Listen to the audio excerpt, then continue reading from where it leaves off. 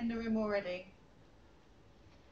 Oh, we've got some few people, so that's good then. So I'll be picking on you for all of the questions then. Thank you for volunteering. So this is me. My name's Helen Meek. I work for a company called Ripple Rock. I've worked with them for about 5 years. I do lots of training and consulting. I do lots of different things. It's important for me, the stuff that I teach, that I also take the opportunity to go and do, because I know the stuff that I talk about is actually quite hard, and then once you add the politics of an organisation in there, it's even harder, isn't it? So the experiences that I have are real, and I do this day to day, so that's what makes me authentic, and that's why I enjoy speaking about my experiences.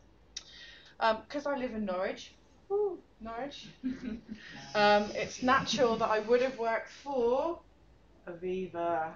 Okay, so I worked for Aviva for 12 years. Loved all of my time there. I did a number of different roles. I did business analysis, project management, business and IT side. I did a little bit of development, not for me. But I did lots of different roles there. And then it was back in 2008, they said to me, Helen, we're going to go Agile. And that's a big feat when you've got a big company like Aviva. And so that's when I first started learning about Scrum, and I was very interested. And I worked there on their transformation program for another 3 years before I left there in 2012 and joined Ripple Rock.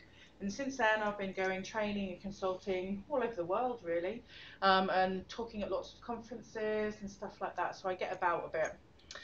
There's just a few of my clients. There's so many to name. I'm currently working with ASOS. You all know who ASOS is, because you're all fashion forward. Online fashion retailer.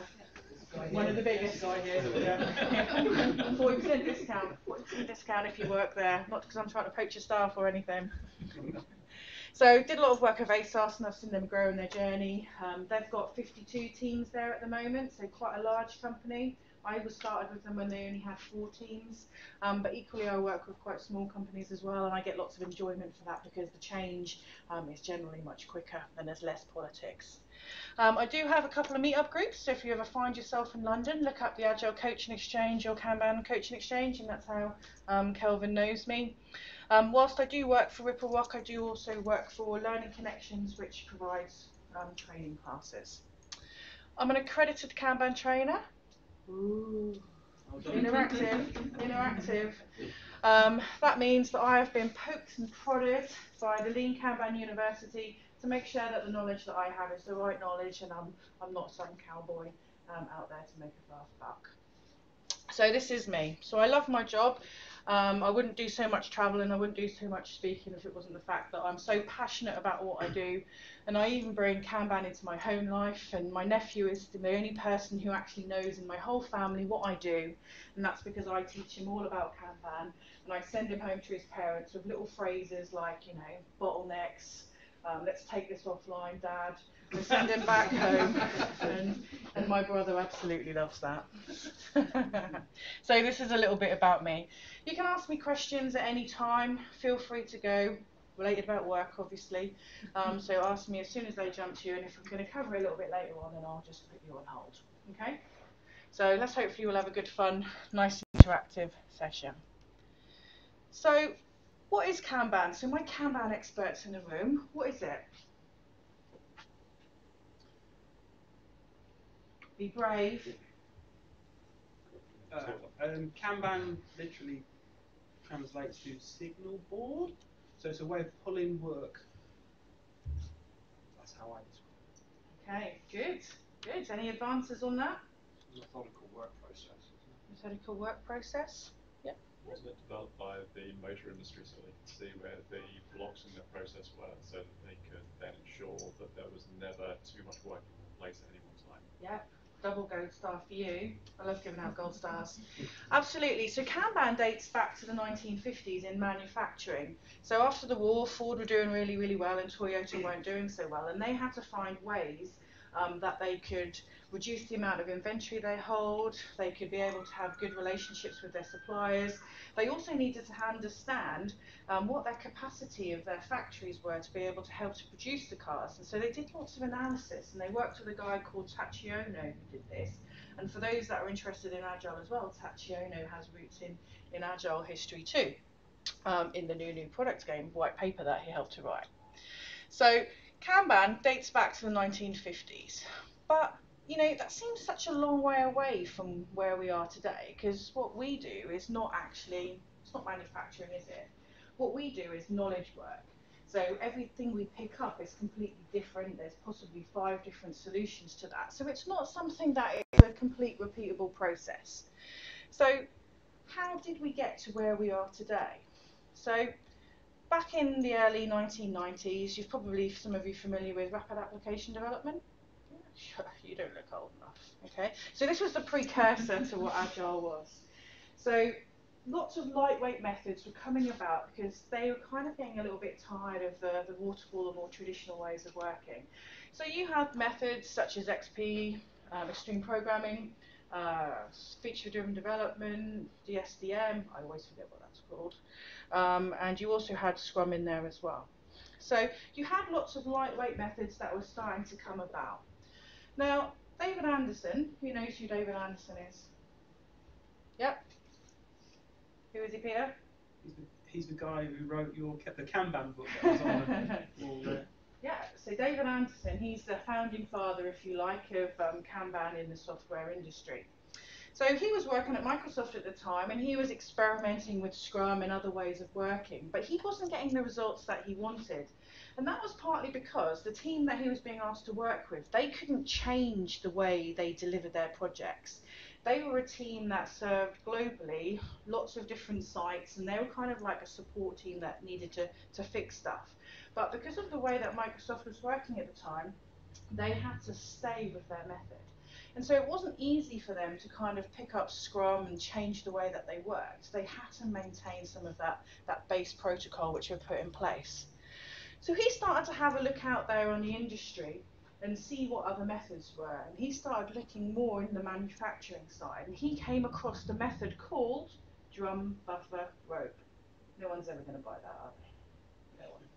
So why is it called that? The way I like to think about it is because drum, it's a regular heartbeat, it's that regular cadence. Buffer, because we use buffers within the systems to help us to understand where their problems are. And rope, because it's a pull system and you can't push a rope, can you? Okay, so that's the way that I like to think of it. So he started playing around with drum, buffer, rope within Microsoft, and he got some results from that, but he had a thirst for more knowledge. And so he started spending some time with a guy called Don Reinertsen, who wrote a very, very smart but hard to read book about product flow. And so they started spending some time together and looking at how they could advance what David particularly got in place at Microsoft. And that's where they started to experiment further. And it was them two that came up with, actually, what we think we have is Kanban in the software industry. And if I say Kanban to you guys, what is the first thing that you think of? Board. The board. It's almost like I planted that answer. I've done this so many times. The board.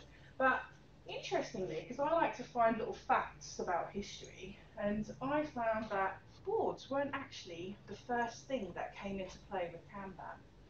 In early 2004, they used a precursor to TFS, Team Foundation Server, and it was all kind of just like spreadsheets, because the original CAN was about pull, it was about flow, and so there was no visualizations.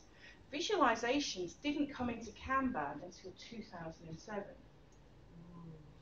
Okay, so much, much later on.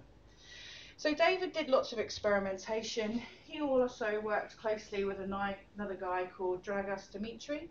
And I actually know Dragos, and what I love about him is not Kanban, it's the fact that he's an ex-Romanian stuntman. And so whenever I meet him, we always talk about this, and as a side, he tells me that in Romania, the film budgets were so poor, when he had to jump through glass, he had to jump through glass. There was none of this sugar business, and there was no mattress, he had to jump onto cardboard boxes. So him and David and Dragos and Don Reinertsen carried on working together to improve the way that this particular team, a subsidiary Corbus at Microsoft, were working with great successes. And it's from that point that David then started taking his ideas out to the wider world and experimenting further in other companies. So it comes a long way, but the roots are firmly in lean, it's firmly in manufacturing, and a lot of the ideas, whilst we changed terminology slightly, they still ring true. In one of my classes not so long ago, I did actually get somebody from the manufacturing side, and it was quite interesting because I mainly deal with software or non-software industries. It was quite interesting to see how what I taught translated into their world. So there's definitely still crossover today. And I love this picture because this was one of the original Kanban systems. This was one of the original visualizations back there in Toyota. And what would happen is I would be putting my car tyres on. You could imagine it, couldn't you? Yeah. And I would hit a certain point where I'd only have a few tyres left. And what I'd do is I'd pick up a card out of my tyres and I'd go and put it onto the rack. And this guy's job would be to replenish those parts for me. Okay? And that's how they used that first pull system. They did lots of other stuff as well about understanding how they can get inventory on demand based upon how much stuff they're selling regularly. There's so much information there if you look back in history. So that's where Kanban come from, but what kind of really is it?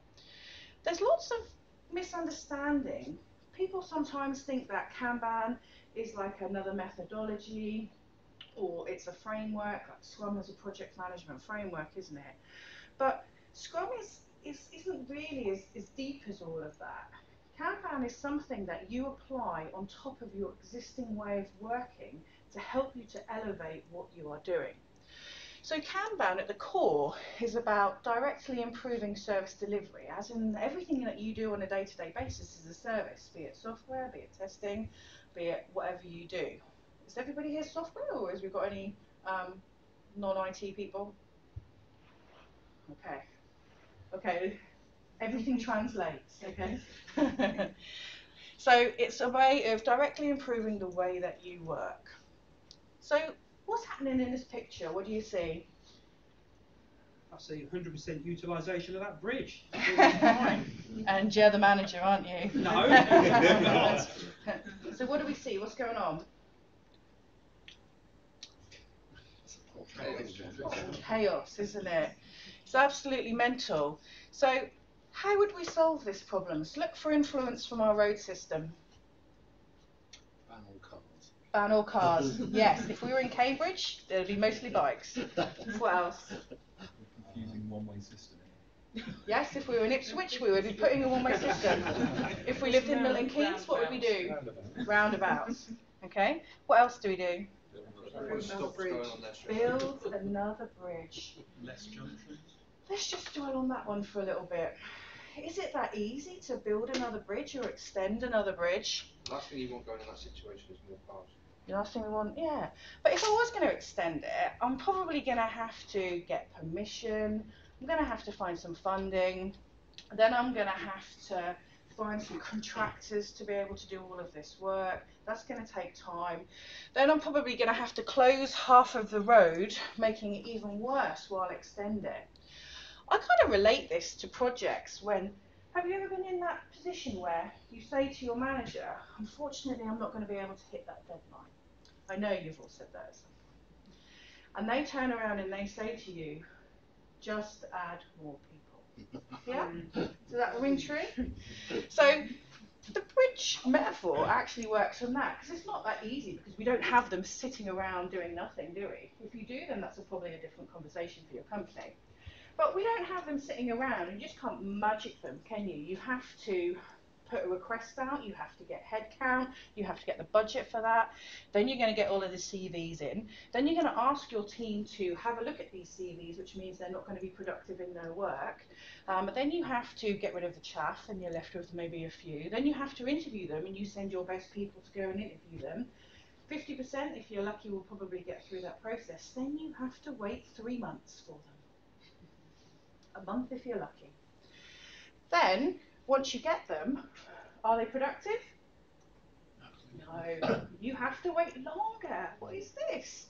Even if you've got contractors which are meant to be super skilled, you still have to wait for them to learn about your system, don't you, and fit in and do all of these things. So, like this road, you just can't add capacity.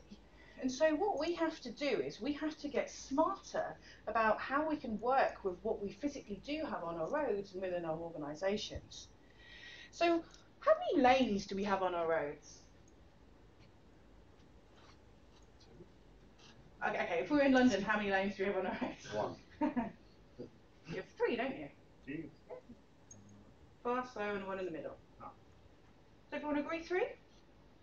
Anyone think more? You've got Two. the Fast verge, and haven't you? You've got the The bus stops, like swerving round. They use the verge as smart lanes, don't they, especially around Birmingham. Yeah, you say the hard shoulder. Yeah. Yeah, definitely. So we've been starting to get a little bit smarter at our roads because we can't just make the M1 or the M25 bigger. We have to work out what we're going to do with it. So some of the advances are they've got these electronic signs, haven't they? And what it can do is it can look to see how the traffic is flowing, and then it can change the speeds. So if there's hardly any cars, you can go as fast as you want within the speed limit. But if it's like super busy, then what they do is they reduce the speed limit, or if there's a problem, they reduce it down. And hopefully people should also look at the chevrons, not anyone does, and that keeps you an equal distance apart to help keep the roads flowing. But you also have a hidden 4th lane. So because of these electronic signs, they've started to get a little bit smarter. And so now, if it's getting really, really busy, they open up the hard shoulder, which means they have now more space and more lanes at their disposal, which I think is really smart because it shows that they're trying to work within the boundaries that they've got. So they understand the demand, and they also understand the capacity on the roads at the same time. And then if there's a problem, they just close that lane down, everybody filters back in, and then carries on. So increasing capability, just get more people, make the road bigger. It's not that easy. And you have to wait. The gains aren't there immediately unless you have people sitting around or you close down some other project, but there's still a startup cost. So Kanban, at its core, is about understanding in your organisations what demand do you have called upon you. You know, where does all of this work come from? What is the frequency? You know, is there specific points throughout the year where you get more or you get less? It's also about understanding your capability and the skills within your company. So how many teams, how many people, have they all got the skills to be able to service the work? And the best way that you're going to work is to match the two, because then you can continually keep work flowing.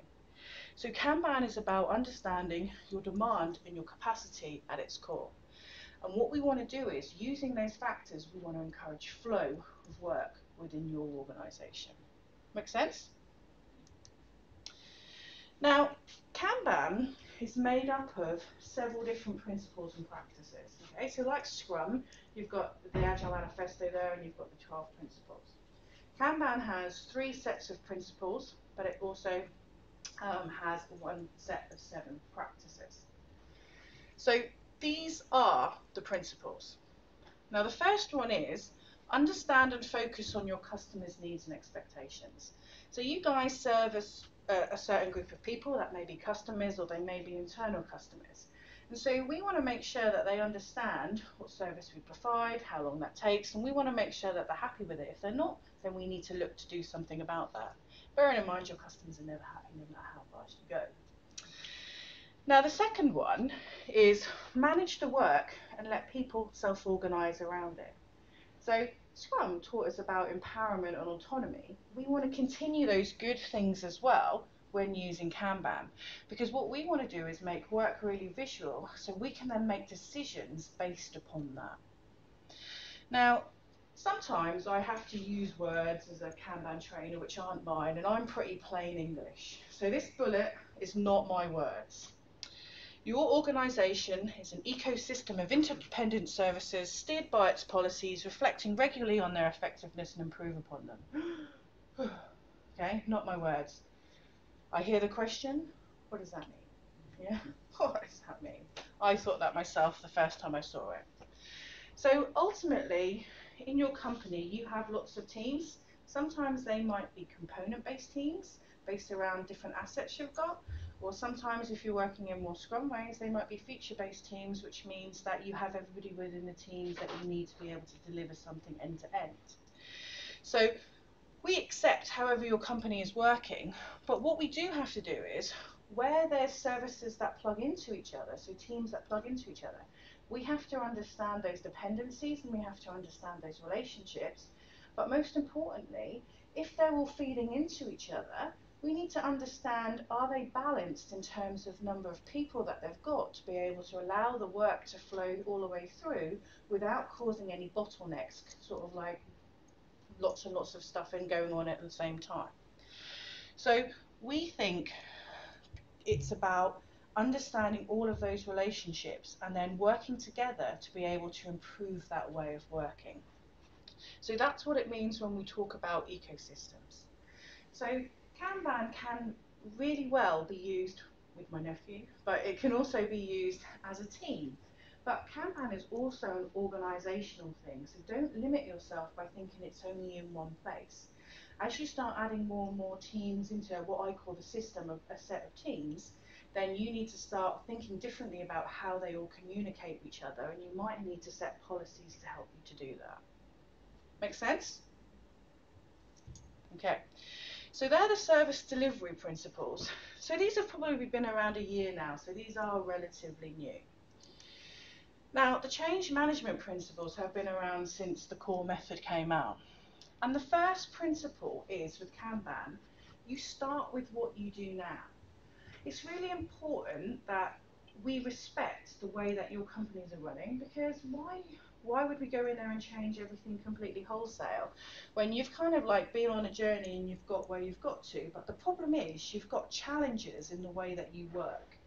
So typically, and equally, I love Scrum as much as I love Kanban, so I don't have a favourite between the two. They each have their different roles.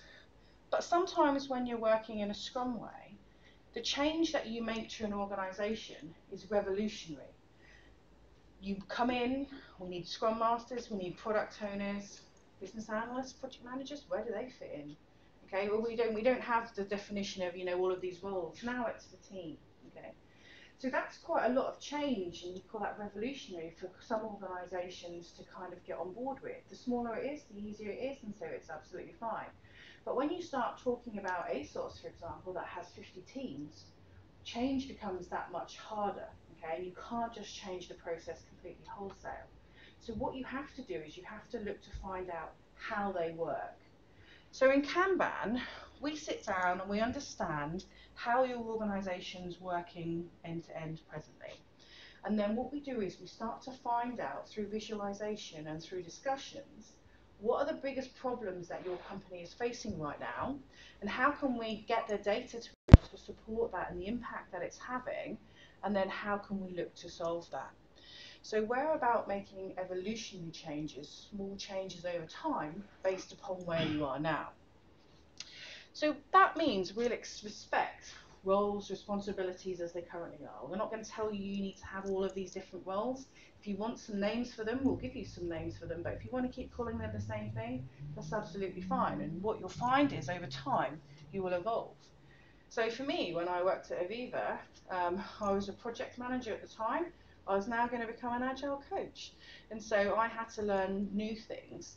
And other project managers that I was working with, they also had to basically look at what they were doing and then work out how their role needed to change subtly rather than that dramatic change all at once. So we're going to gain agreement to pursue improvement through evolutionary change. So everybody has to agree that this is a good thing to do, and that's from the highest level, and they have to truly understand, not just hear this word Agile and think it's a good thing. So we need to gain agreement from senior level, but from the people that are physically going to be doing the work.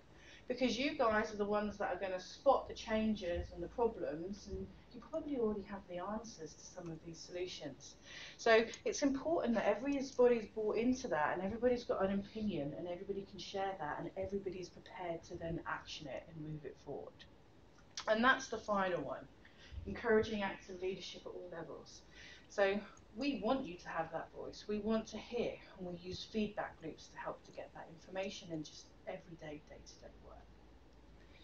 So they're two of the principles. I'm only going to cover those two today. The third ones are about scaling. That's probably a whole other talk in itself, how you would do that. But they're the two main sets of change management principles.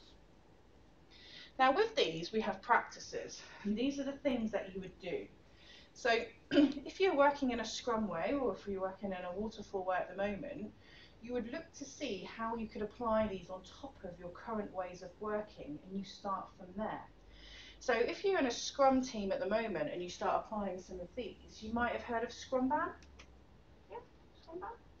That was quite a well-known book written by a guy called Coriolanus, who he talks a lot about Scrumban. And really, Scrumban isn't a method in its own right. What it is, it's a sort of like evolutionary stage. It's people that's moving from Scrum. They've decided they want to adopt some more of these practices, and they're kind of somewhere in the middle. They do a little bit of both. Some teams, that works for them, and so they stay there. Other teams want to evolve further, and they move and release some of those activities that they would have done within Scrum. So, what are the practices? So the first one, visualization, okay? So I'm going to be really hard here. As a trainer, I quite often get asked to go and have a look at different companies and have a look at what they're doing, and they're like, Helen, we've got this amazing Kanban board, can you come and have a look at it? And I'm in. I'm always going to want to go and have a look. And I turn up and there's beautiful boards and there's lovely post-it notes. Love post-it notes. Not sponsored by 3M in any way. Wish I was, okay? But I see lots of post-it notes, but that's it, okay? The thing that I'm missing, the thing that will make you a Kanban team is this as a minimum. You have to visualize and you have to limit your work in progress, which means you have to understand your demand and your capacity. If you just do that one thing, that's awesome. That's probably really helping you, but you are just a visual management system, okay? If you do both of these things, then congratulations, you can call yourself a Kanban team or a Kanban system. But even then, you're still a very shallow implementation, and we sometimes call this proto-Kanban. And so you then want to think about how the additional practices can help you to advance that further. So some of those additional practices are manage flow. So in Scrum, you have this concept of an iteration, a sprint, a time box, and it's somewhere between 1 week and a calendar month. But typically it's about 2 weeks in most places. So you kind of have many things to help you when you're sprinting. You have like your burn up or your burn down, you have lots of stuff. Now, because in Kanban, it's a pull system, it's flow, we don't have the concept of 2 week or however long your time boxes are. Work is continuous, and that's because we use work in progress limits to help us to understand where there's vacancy, if you like, for people to pick up work. And I'll show you more about that in a minute. So manage flow is a number of charts, and such as the cumulative flow diagram. You've got flow efficiency metrics, you've got lead time distributions, you've got run charts, control charts. There's all of this information to help you get an idea about what is happening within the system that you're working on. And this is going to tell you where those improvement activities should be focused, and then it will tell you how that improvement has actually impacted the overall way that you're working. So there's lots of stuff in there. Now, we also want to make explicit policies. And in Scrum world, this is definition of done. Okay, everyone knows what definition of done is? Definition of done? You have to shout out if you don't know. Definition of done is effectively when you've completed the work that you said you would do, how do you know when it's completely finished? So for a piece of software, that might be built, unit tested, integrated, peer reviewed, so somebody else has had a look at it.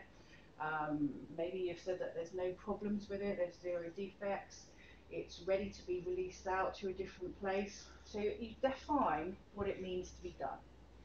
So in Kanban, we call these explicit policies, but we don't put them just on one document which never gets revisited again and gets put in the drive. We put them out and we put them all over the board, so it's absolutely a focal point. And that's because in Kanban, inflammatory statement here, you don't necessarily have stable teams. You might have people popping in and out to do pieces of work.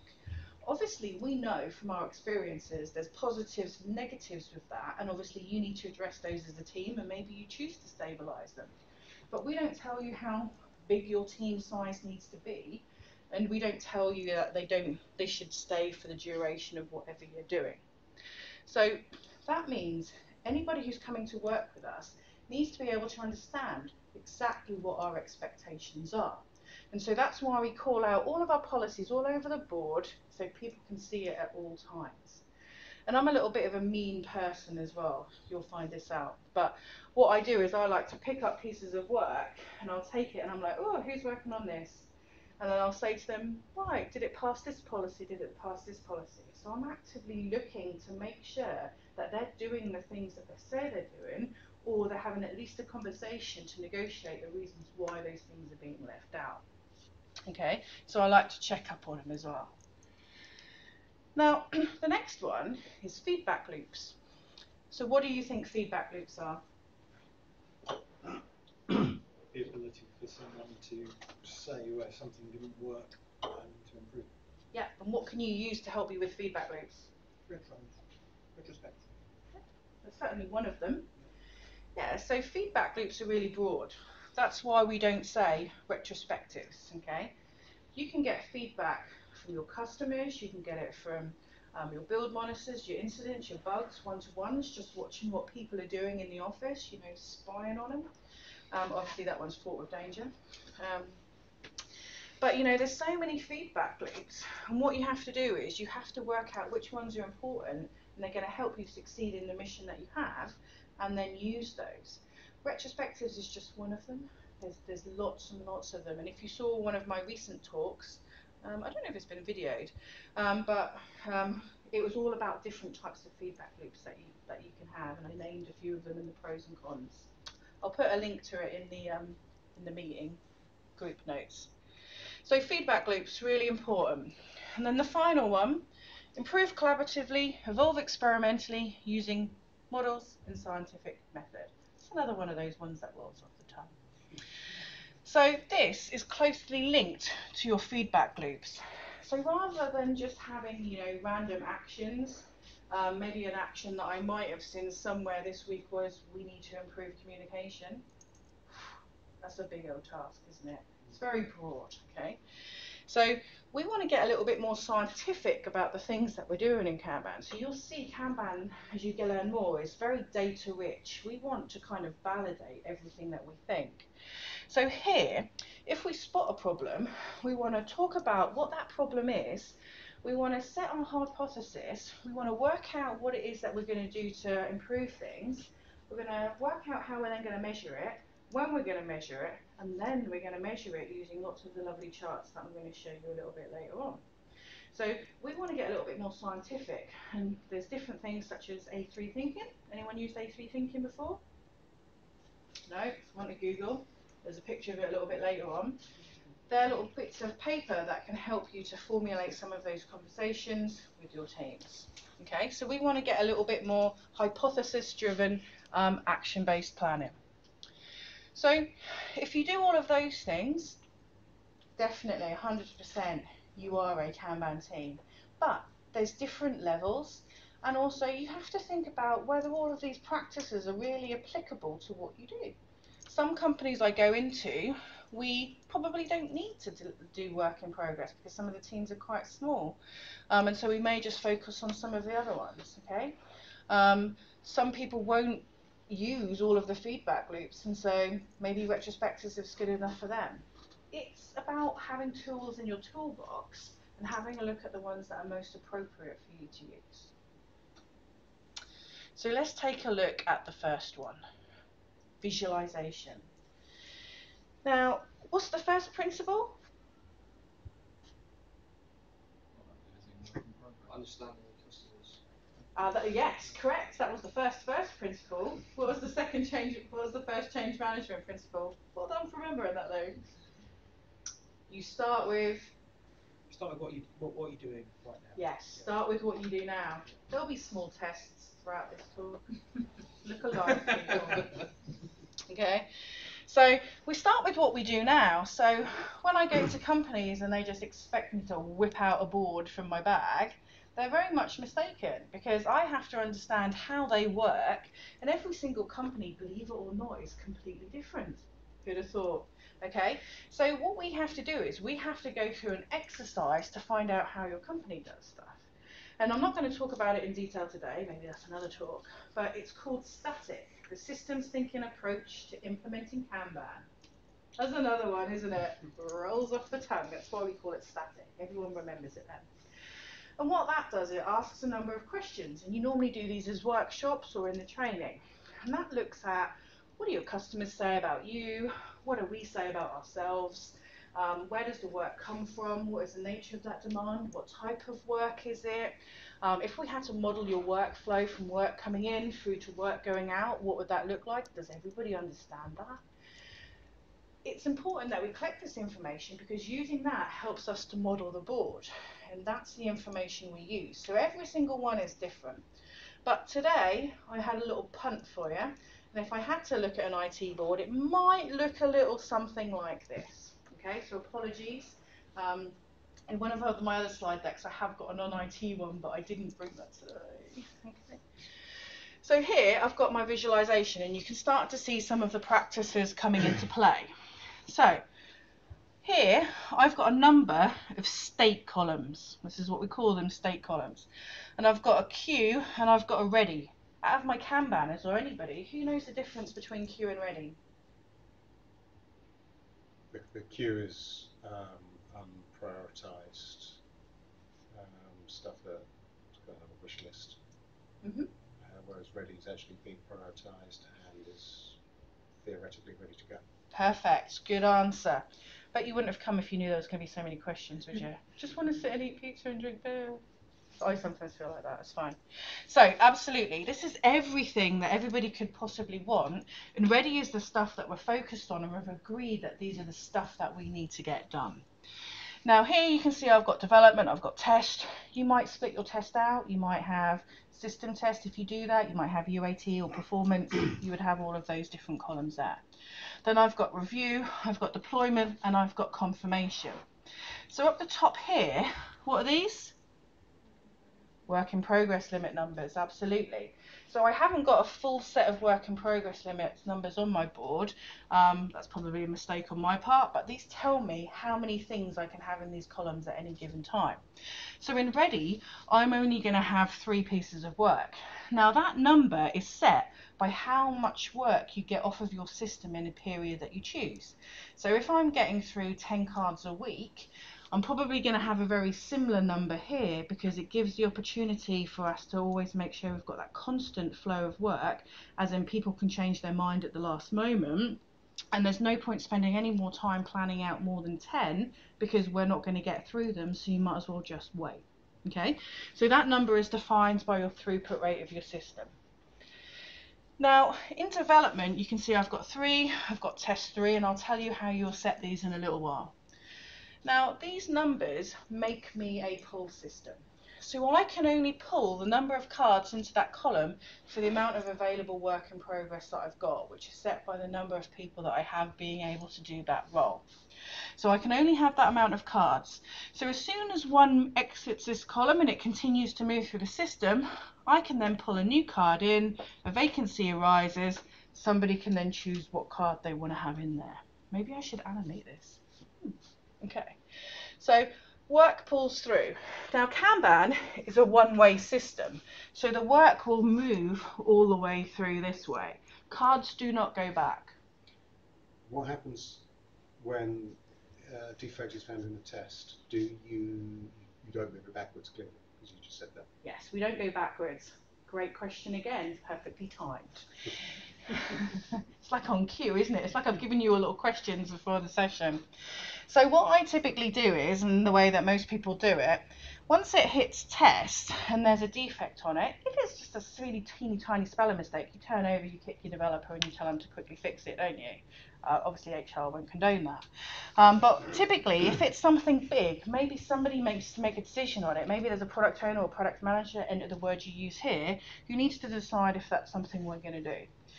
So if there's capacity in development for somebody to pick that up and that person has said go for it, then you put it into development and you start work.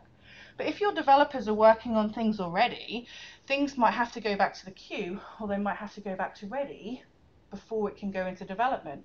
Because what we don't want is constant context switching between work with our people. Because Gerald Weinberg, very smart guy, smarter than me, he wrote a lovely book, which I always forget the title of, that talks about every time you context switch, 20% of the total task time is lost through that switch, because you put it down, you pick it up. What was I doing? Who was I speaking to? Let me just check that again. Okay, so that every time you pick it up and put it down, that costs you effort, and he proved that it was 20% of total task time. So we want to avoid all of that as much as possible. So move it back into the queue or to the ready, or if you've got capacity, then you move it into the development column. Now, if the testers can carry on their work, then I would just let them merrily chug away. And at some point, the additional card that I've raised will come back and meet up with this feature, and they will become one again. A new card. Yeah, new card. Now, if this becomes blocked because it's a fundamental thing, then I would put a red sticker on it saying it's blocked. It still eats up your work in progress, and the card moves back through the system until it catches up. Now, the benefit of that is I like to be able to cruise by a board, look at it, and see where the problems are. And if I've got a sea of yellow, that's a feedback loop, isn't it? That I've got lots of defects. There's probably something that I should have a look at there. Okay, so that's a signal for me. Another reason why we keep them one-way systems, tools can't deal with that. Okay, and so it screws up your data. I learned that the hard way. You can learn that the hard way, or you can keep things moving in one direction. Okay, so it will mess up your data, and so you lose some of that information that you really want to gain to help you set SLAs. So defects, back through the system, block anything that you've particularly got. Now, in our state column, so this is a state column, we've got it split into two. We've got an in progress and we've got a ready for test. Why do we have a ready for test? What is that? Buffer. Perfect. What do we use buffers for? Smoothing out work and finding out where the problems are. Now, I've been in enough companies to know that we typically have a lot of developers. People love development. We don't have so many testers, do we? And so what happens is the developers merrily code away, and then what happens is there's probably 10 developers, and I'm going to be really extreme here and have one tester. And what happens is that poor tester can't keep up with things. And so what will happen in my board here, if they're merrily completing their work, I will see a build up here. And this is a problem for me because it means that I haven't got balance. My people aren't balanced in the number of roles, the resource that I've got. And so that's no good for me because the longer work sits there, the older it gets. I possibly have a merge problem, and I'm going to lose my 20% context switch every time we pick it up, or maybe something changes. So I use my buffers to work out where there's problems within the system, and I'll see that visually because they will be queued up in there, and I then have to make a decision, what am I going to do about that? Make sense? Okay. So they're my buffers. I have them on every single column, and what happens is when you reach a true flow state, I don't think I've ever found one yet, but you won't need your buffers, you'll just move in progress because there is always, you know, that in tandem, that rhythm, that heartbeat that you get. So buffers are extremely important. Sometimes people call them done, I call them ready for. It's personal preference, and that's because it feels a little bit more pulley, doesn't it, rather than something that's stopped within the process. So buffers help us. Now, if you look, I've got a WIP limit up here, which covers sort of like the doing and the waiting. Why might I do that? So they don't start doing stuff that can't move on to the next stage. Oh, you're knocking it out of the park tonight. Absolutely. So if you kind of set them individually, there's a temptation to do what I call sub-optimize. So I'm a tester, I am just going to look at test. I'm a developer, I'm just going to look at development. And that's not what I want from my people. I want them to be looking across the whole system to see how they can help out. Now in Kanban, we talk about value, and the value on my board here is kind of in this period, you know. As soon as you start hitting test, that's something that we could get out quite quickly and start getting feedback, money, or whatever our valuable thing is. Okay, so once it starts hitting in here, especially towards the end, the most important thing to do is to get that out of the door, not start something new. And so you've probably heard the mantra, stop starting and start finishing. You wives and husbands probably say it to you all the time. Probably more the wives say it to the husbands, okay? So stop starting work and start finishing them, because the sooner you finish, the sooner you finish, okay? The value is in getting this stuff out of the door. So by putting the WIP limit across both of them, we're encouraging them to look downstream or upstream in the system if they've got work there, and then see, rather than picking up something new, can I help get this deployment done? Can I help this person get this piece of work reviewed? Can I help this testing get completed? And if there's really nothing else, then we have a conversation to see how you can do process improvement to speed up to what the team overall does. Okay, so again, we want to be looking across the whole board, and sometimes, shock horror, the developers might actually have to help out the testers. I know, who would want it?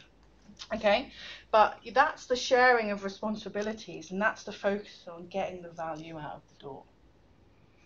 Now here I've got rows, and here you can segregate work. So you might have the emergency things that you want to get done up here, you might have standard project work, you might have defects, you might have incidents. Some companies use it for like the current version of their product, so maybe this is IE 11, maybe this is IE 8, which some people still use, but that's the one that they're trying to get rid of. You don't have to have rows, you can use different coloured post-it notes to help you to do that, but what again you're thinking about is, every time I walk past this I want to get a sense of what is going on. So you can use that to help shape and split up the work. Policies, I haven't got any written out in full, but to move from here to here you have to do certain things. To move from here to here you have to do this. You might have policies on your columns that says after 6 months you just get rid of it. You would certainly want a policy on your queue. If something is sat on your queue for maybe longer than 6 months, then it's probably not going to get done, is it? Okay, so you want to start those conversations. Other things I have on my board, abandoned. So stuff that goes in here is work that is abandoned between the ready column and the deployed column. And that's important for me because quite often I go to companies that do work and then they throw it away in test. Does that happen to anyone here, or throw it away in development? And for me that's pound signs. Yeah? Why did we start that work, you know? Could we have stopped that? So if I'm getting lots of those and they're going into the abandoned, because I'm starting to collect this data and I can work out how much that cost to the organisation is by having a abandonment rate, I can then start having conversations to try and change that behaviour earlier in the process. Okay. Now I've not got it listed here, but there is actually another one, which is discard rate. And discard is, if it's in the queue, the stuff that gets thrown away goes into the discard column, and then that just helps you to make sure that you've got that healthy churn of the stuff that's going on in the backlog. But it's also like a visual indicator to the people that that's work is that they're not going to get it. Now I've got another one here, and I've got a waiting column. Now this is a bit of an anti-pattern, but sometimes you need it. Now if you've got your WIP limits and everything becomes blocked, your system hits, it's fully blocked up, isn't it? There's not much more you can do, it's exceeded it, and so everything stops.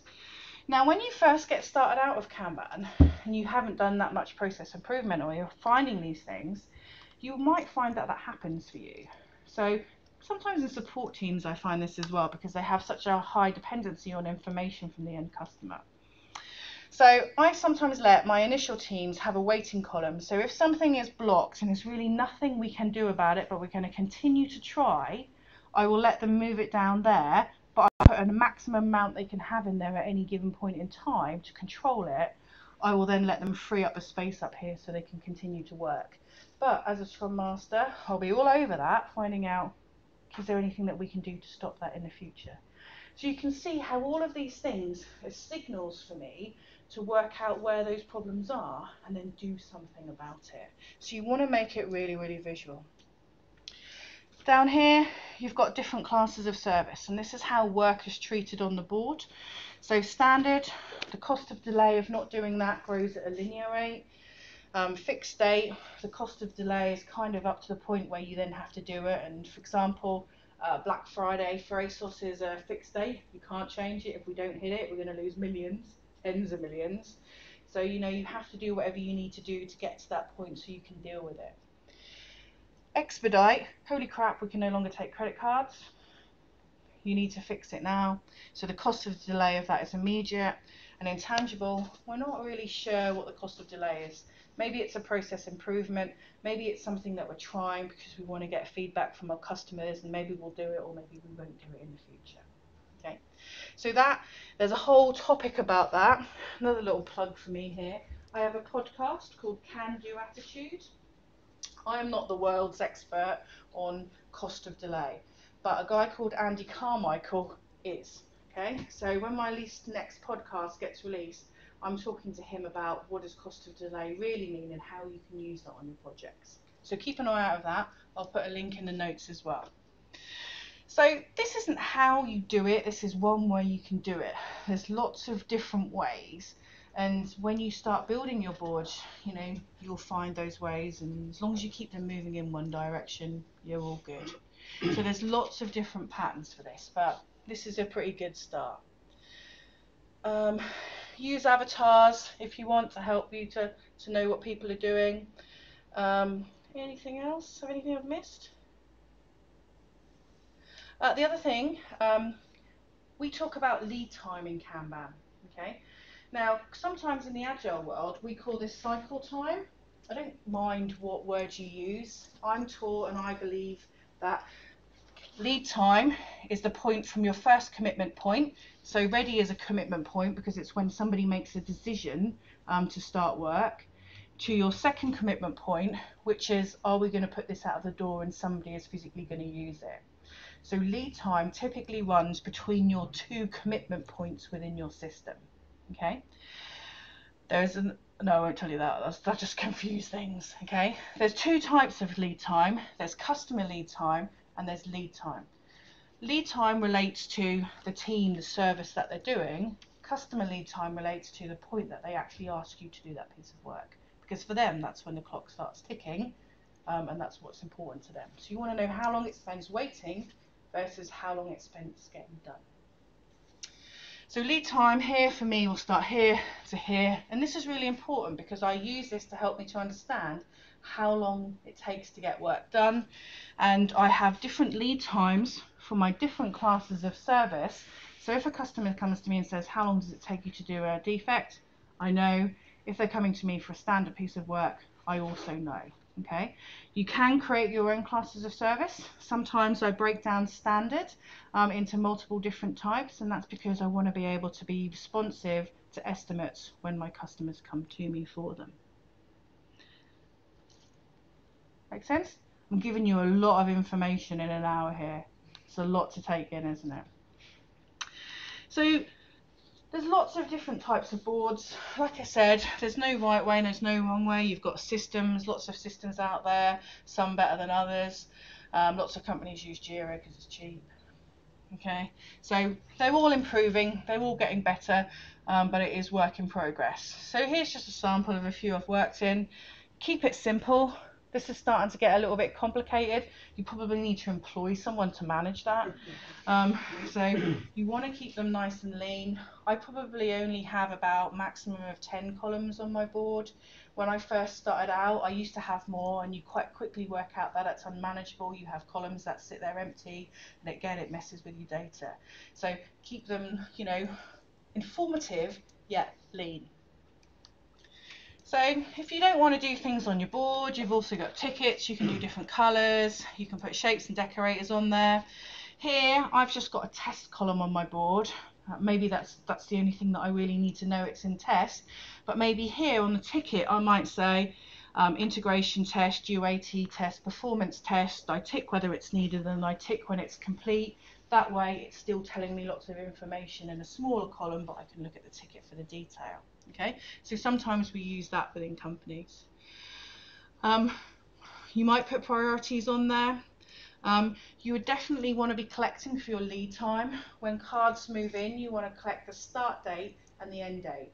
When I talk about cards, I'm not talking about tasks. I'm talking about features or user stories, because my board is at that level. If you want to have tasks, then that's a separate board. That's what we call personal Kanban. Not all teams have that because they don't need to do that, but that's something separate. I'm interested in features and user stories, and that's what I will collect my lead time from. So start and end date on your cards. If you've got a system and your team updates them regularly, does your team update things regularly? Perfect, perfect. If not, what you can do is get them to put information on here. This is just another way. Sometimes people put dots on for the days that it's spent in progress. Sometimes they just cross them off. Once you know what your SLAs are, then you can put lines, and that gives you a visual indicator about, are you tracking over or are you going to hit it on time? Okay. So second practice is limiting work in progress. So we do this because we want to have work flowing through the system. We don't want to have people overburdened. So we want to be able to work out how much people can physically do. And we do this because we want to encourage swarming, because the sooner you finish, the sooner you finish. We want to have a flow system, so we want to keep cards nice and small. We want lots of people working on them so we can keep things moving and get that value to our customer, whoever that might be. We want to be a pull system, so we have these work in progress numbers. We want to focus on finishing things, and we also want to balance the board, which we use our buffers and our whip limits to help you to do that. So we use these to stop multitasking and overburdening our staff. Okay. Now, where's my next slide? Yeah, okay. So, what are we going to say on this slide? So, whip limits. There is a tendency within companies for staff to get overburdened. Anyone not overburdened? Perfect. Awesome. Okay. And there's a natural temptation for people to constantly give their staff more work.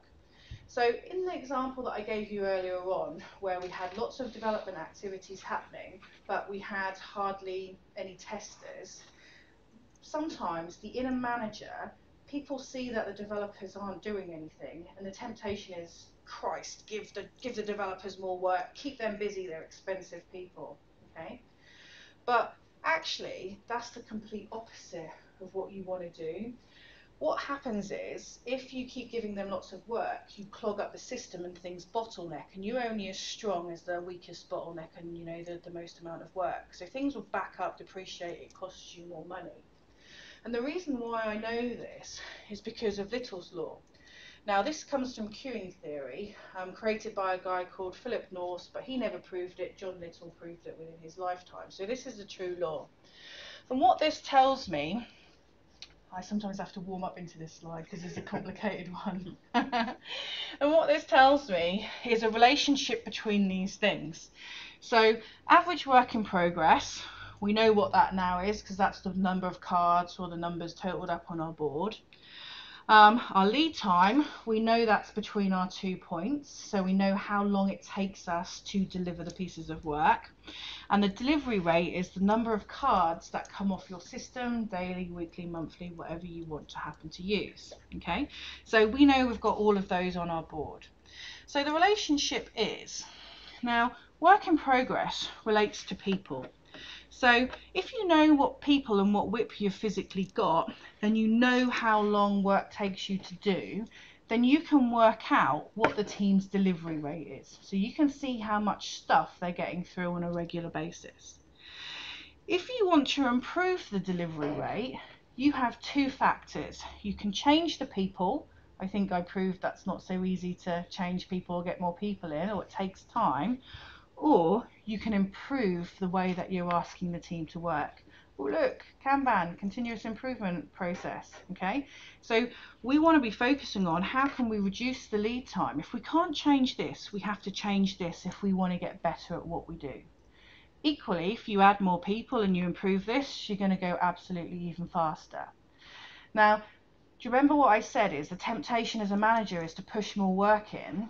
And that's because if you increase this number by giving the same amount of people more work, but don't change this, this will completely slow down, and it means slowing it down will add more time and more cost to the way that you work.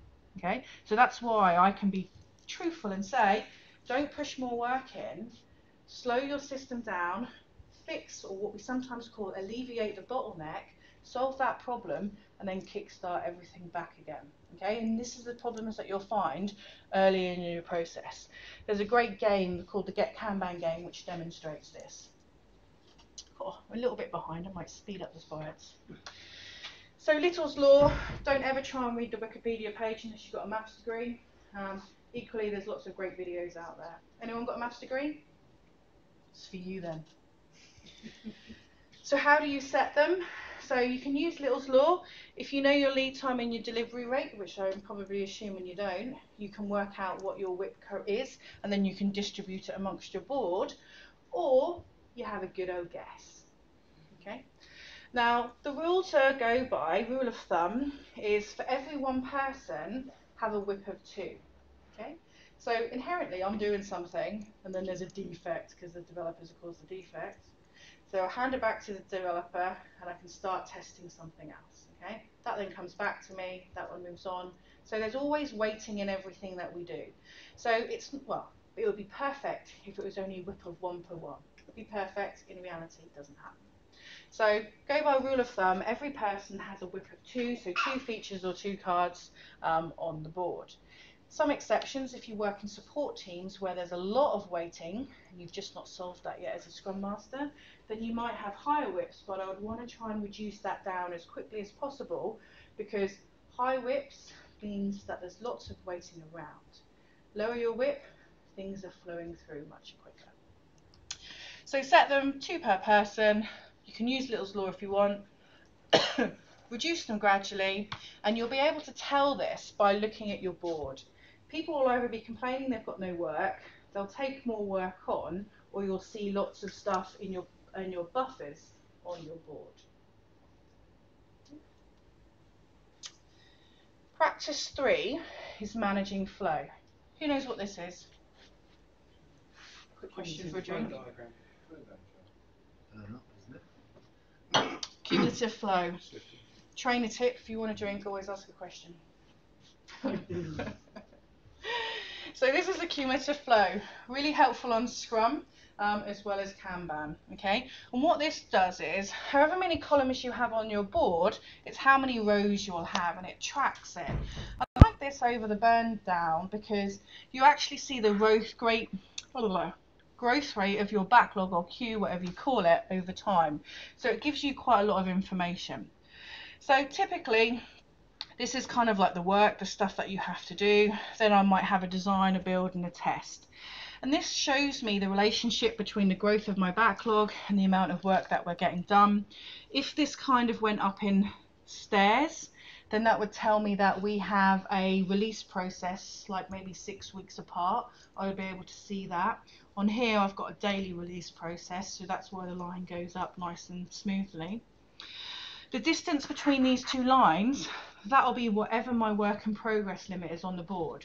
So if I know that this needs to be this distance and this starts happening, that means somebody has broken their work in progress limits, and hopefully I will know why. If not, then I've got an opportunity to go and ask them some questions.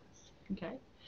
So it doesn't give you the answers, does anything in life, but what it does do is it gives you an indication that something is happening, and it allows you to have conversations with your team to be able to solve it. Okay. You might also have dips here. Okay. Some tools put lots of like little exclamation marks on when WIP limits are broke. Sometimes systems make the columns different colour.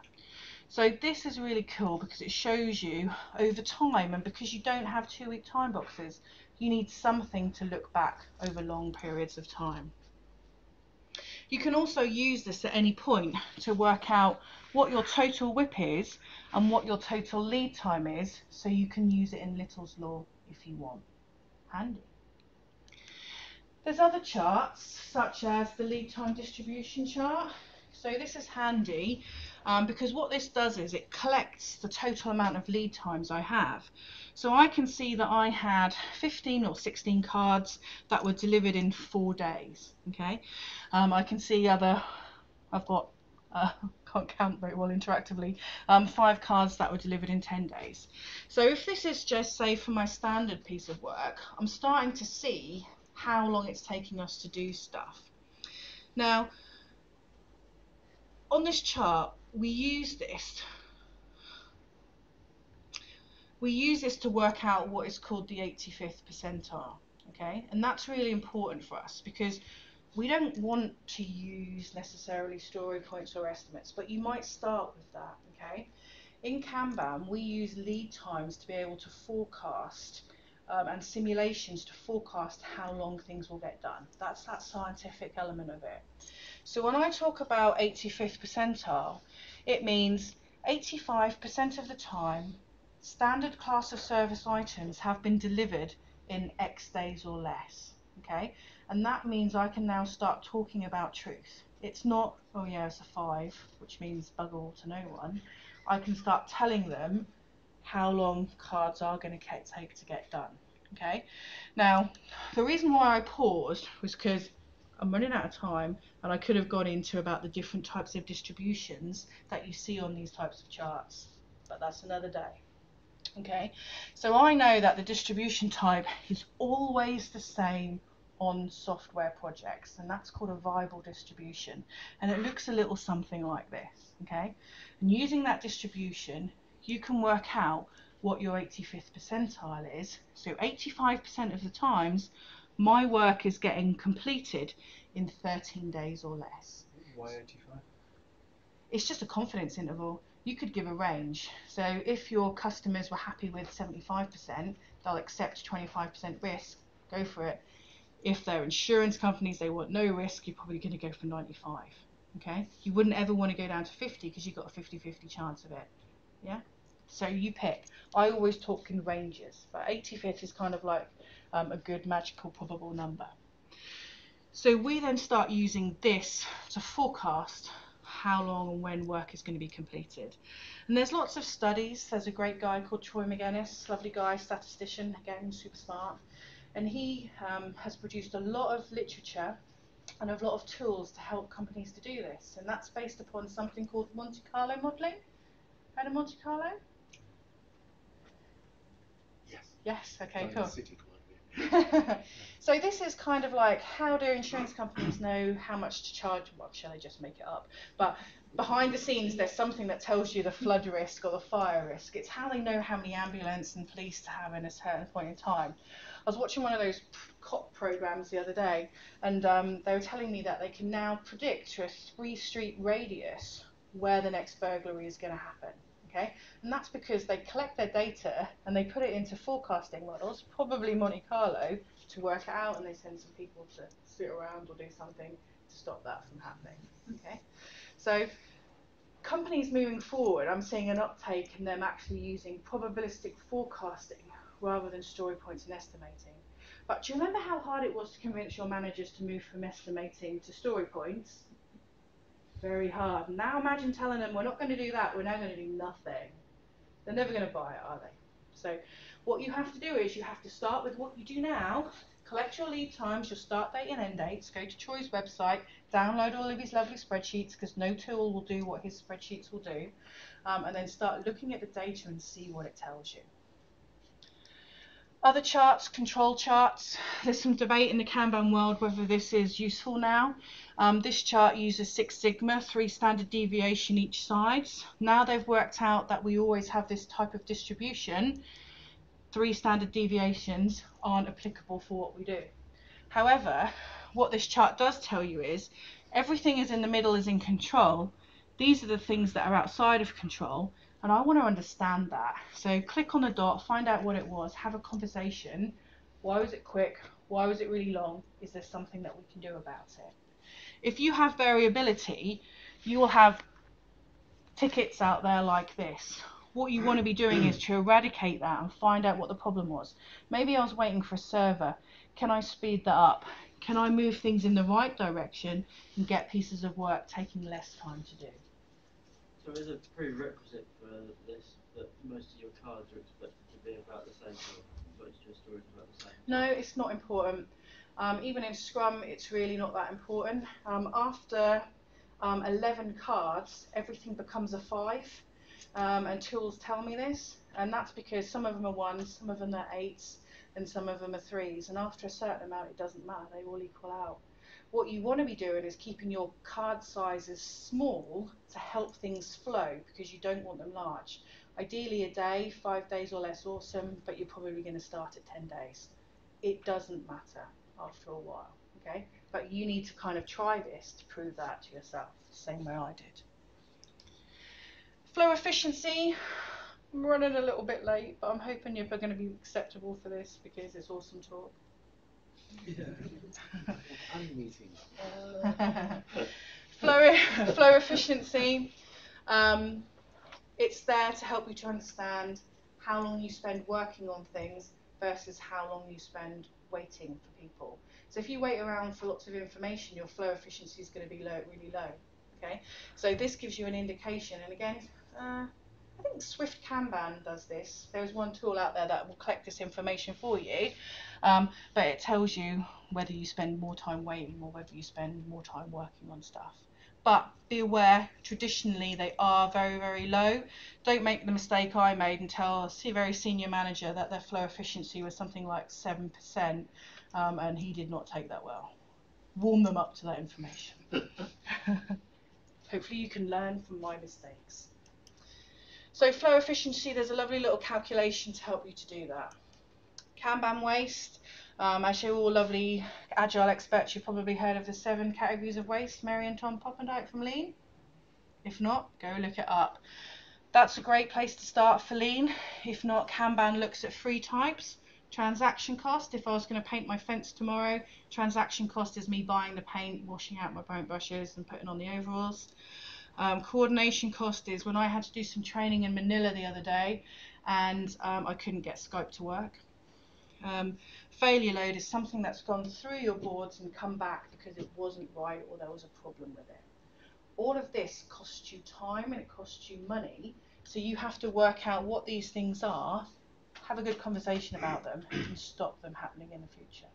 Sometimes I do something called the waste snake, put a big old snake on a wood, looks a little bit more like a worm probably, and I ask the team to put post-it notes on there every time they do something that they deem as wasteful, and then we can retrospect about it and I can try and remove that for them. We pretty much covered this one. Very similar with your policies on your boards. Ultimately you have to agree them with the team. You have to make sure they're updated regularly. You can put them on types of work, ways of working, columns, boundaries between columns, everywhere. You want to make it really clear what's the policy. Discuss it with the team, agree it, document it, and review it regularly, unlike your definition of done. Feedback. You need to be getting feedback. Hopefully by now you've seen that a lot of this is about information, feedback from your visualizations, feedback from your data. Because if we're going to keep the way that you're working, so we start with what you do now, we have to find those problems, and so we can't just ignore them. We have to be data rich to get all of that surfaced. So you've got all of your things that Kanban gives you, your board, your Kanban daily stand-ups, any ad hoc retrospection, your waste data, your chart data. Leverage other people within your organization, coaches, managers, to help you with feedback. Talk, good God, talk to other teams, find out what they're doing, see what they're doing well, copy it and adapt it. Don't just try and reinvent the wheel. If you've got multiple teams, set up a community of practice, really share some of that, because making change is stronger if you're all championing the same thing. And product managers, product owners, whatever you call them, they're a great source of feedback, but don't also forget that there's customers as well. And using all of those feedback loops, think about how you can measure that scientifically. There's so many different methods out there, just pick your favourite one. So this is the one that I said earlier on, this doesn't work. A3 thinking down the bottom there, download it from the internet for free. It's a bit of paper that says, what is the title, what is the problem you're trying to solve, what is your hypothesis, what are the target conditions, where do you want to get to, what are the things that you want to do, how are you going to measure it and when. Okay? And so sometimes when I do retros, I get the team to fill that out, we put them on the wall, and then we go back to them and measure them at a later point in time. It's not the only way. Discovery Kanban, you can build your own little Kanban boards for it. Systems thinking, there's plan, do, check, act, you can use that. You can also, I forget where this comes from, define, measure, analyse, improve, control. Where does that come from? I honestly don't know, that's a genuine question. Could be. Could be. Could come from there. Obviously a little bit looser, but Agile is inspect and adapt, so there's not really a scientific method behind there. But there's lots of other ones out there that you can use. And this is what's going to help you to track the valuable changes that you're going to make. So ultimately, Kanban is a place to start. You start with what you do now. Your board is going to change lots. Hopefully your process over time is going to change for the better, and you keep building upon what you've done and building upon your fun until you are what we call fit for purpose. It's good enough for your customers and it's good enough for your organisation. And every company is different. So I always build my first boards with string because tapes are such a bastard to get out once they're set. Lots of great books. Mike Burrows, quite a recent one, Kanban from the Inside. He does a lot of talks. Maybe you should try and get him here. David's original book, he's working on a second version. If you think you're maybe in the more Scrumban territory, this is a good one for you. This one's free if you download it. So that one's quite a recent one. David and Andy Carmichael wrote that one. And I love this book, The Goal. Anyone read The Goal? Yeah. So it is about manufacturing, but it effectively is the stuff that underpins everything that I'm talking about. And the reason why I like it is because it's written as a novel and it's easy to read. I love those types of books. The equivalent in IT is the Phoenix Project. So some of you might have read that one more. Done a really good job, but for me, The Goal is my favourite one. Even though it's not the domain that I normally work in, it just covers it beautifully. So I would definitely recommend reading that. That was me. If you like me, here's some classes that I'm running. This is why I come here, really, isn't it? Needs a beer and a bit of self-promotion. Here's my podcast if you want to have a listen. Here's my blog if you want to hear about some of the crazy stuff that I do. And the Lean Kanban University is a great place. What I like about them is they have case studies of companies that have gone Kanban.